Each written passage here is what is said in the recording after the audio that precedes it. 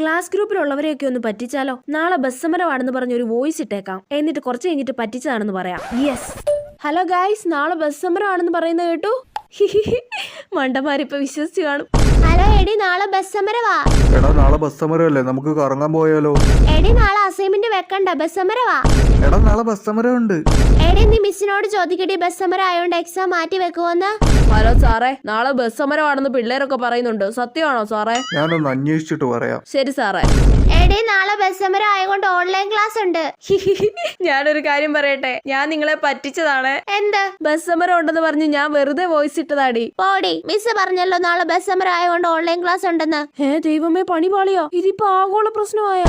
നാളെ ബസ് സമരം ആയതുകൊണ്ട് ഓൺലൈൻ ക്ലാസ് വെച്ചിട്ടുണ്ട് കേട്ടോ. അയ്യോ, വേഗം തന്നെ അയച്ച വോയിസ് ഡിലീറ്റ് ആക്കട്ടെ, ഇല്ലെങ്കിൽ പ്രശ്നമാ.